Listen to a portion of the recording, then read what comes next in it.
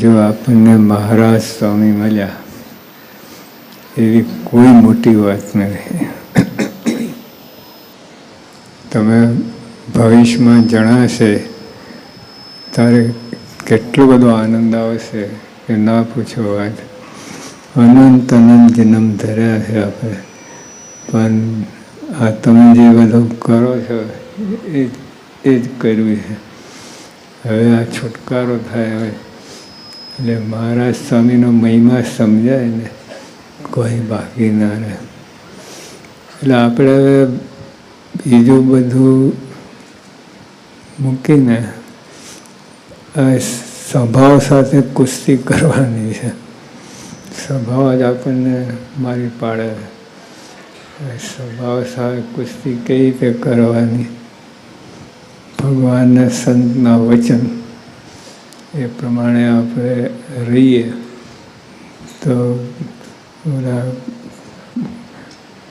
ગમે એવો બળવાન હોય ને તક પડી જાય તો એ દ્રષ્ટિ દ્વારા પડી જાય. આપણને આ કાર્ય તો ગોટો વળીને ભાગી જાય. આપણને કાંઈ પણ એ સ્વભાવ જ નડે.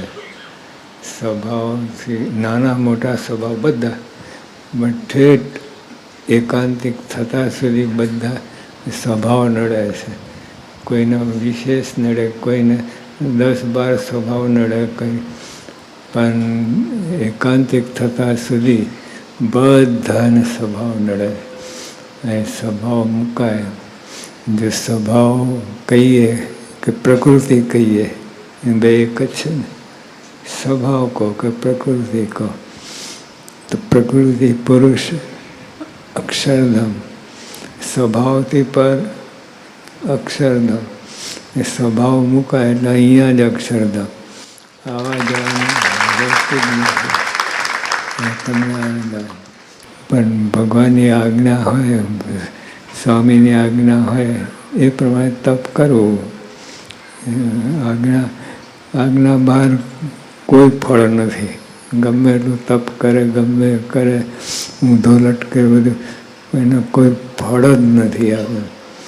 અને આજ્ઞામાંથી સ્વામીએ કહ્યું કે પ્રગટની આજ્ઞા એક આજ્ઞા કરોડ આજ્ઞા બરાબર છે. ટૂંકમાં કે કાંઈ બાકી નથી. બાકી એટલું જ છે, આ સ્વભાવ આપણને નડે છે. સ્વભાવ જો મુકાય અને એક સામટા ના મુકાય, એક સ્વભાવની ચોટલી પકડીએ તો સ્વભાવ મુકાય. એને ખાઈ ખપુચીને મંડીએ તો એ સ્વભાવ નડે નહીં. પણ બીજું બધું મંડીએ છે, પણ સ્વભાવ સાથે મંડવું જોઈએ એટલે કામ થઈ જાય. એટલે મહારાજે સરસ વાત કરી છે. આપણે આ કક્ષાએ જવાનું છે. નિશાન હોય ને, નિશાન જ ના હોય ક્યાં જાઓ, ક્યાં આટા માર્યા કરો. નિશાન એટલે આજે આપણે એકાંતિક નથી, પણ એકાંતિક ભક્ત થવું છે, એકાંતિક થવું છે એ નિશાન રાખવું. પછી એ દિશાએ જવાય. નિશાન ના હોય તો ભટક્યા જ કરે. તો નિશાનમાં એકાંત મહારાજે વાત કરી. ગાન કરીને ભગવાન રીઝવવા એ ભક્તિ બને છે. ગાન કરીને ભગવાન રીઝવવા એ ભક્તિ બને છે. લોક રીઝવવા થાય તો ગાન વૃથા છે. આટલું જ. કોઈ ફળ નહીં. લૌકિક ફળ લોકો વાહ વાહ કરે, આવજો કરે. ભગવાનને રાજી કરવા. જો આ તાનસેન ગાતા હતા, પછી એમના એક ગાયું અકબર પાસે ગાયું. અકબર બહુ રાજી થયા. પછી કે તમે મારા પર શું રાજી થયો? મારા ગુરુ એ જે ગાય છે એને તુલે કોઈ ના આવે. તો કે આપણે ગોઠવીએ, એમને બોલાવો. એ ના આવે કે આપણે એની પાસે જવું પડે, ગુરુ પાસે. એ કંઈ તમારા વખાણ માટે ના આવે. એવું બધું તો એ ગોઠવણ કરીને છાનામાના અકબર સાંભળે અને ગુરુ દેખાય પણ ગુરુને અકબર ના દેખાય, એવું બધું એવી ગોઠવણ કરી. તો પછી મહારાજે કહ્યું, અરે તાનસેને કહ્યું કે તું આવું ગા ને. તો કે હું ગાઉં છું, લોક રીઝવવા ગાઉં છું, મારા ગુરુ ગાય છે, ભગવાન રીઝવવા ગાય છે, એટલે ફેર પડે છે.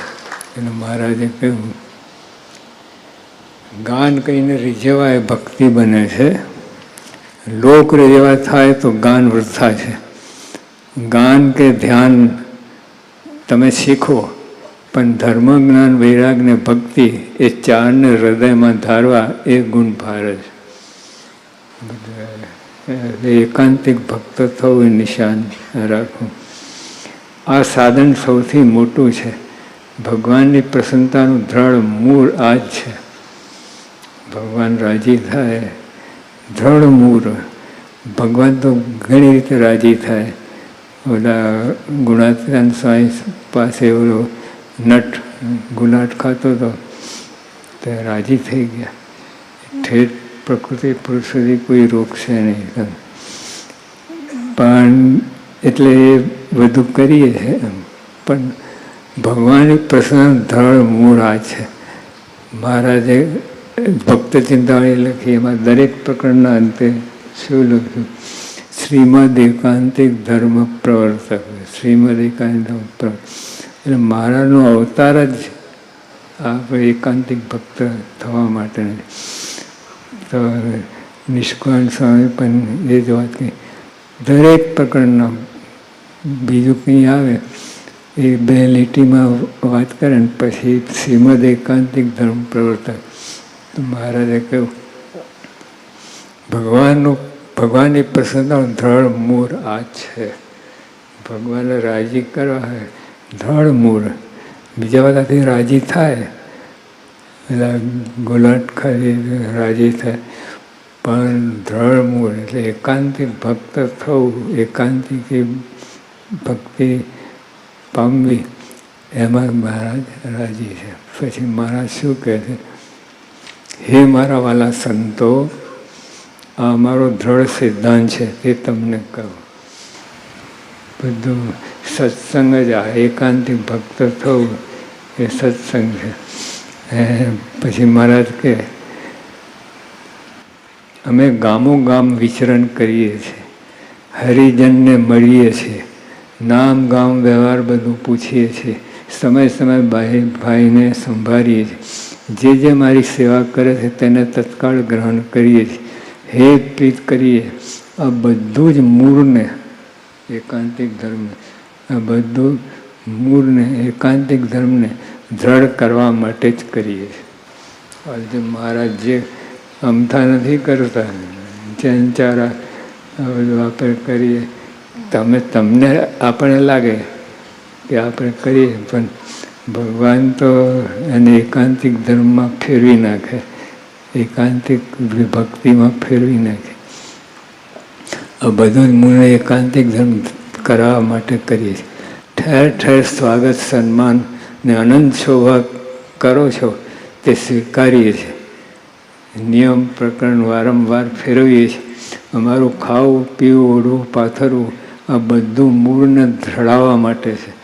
મોટા મોટા રાજાઓએ પોતાના મહેલમાં અમને પધરાવ્યા, પૂજા સન્માન કર્યા, રાજપાટ કરી દેવા લાગ્યા, પણ અમે એ બધાનો ત્યાગ કરી દીધો.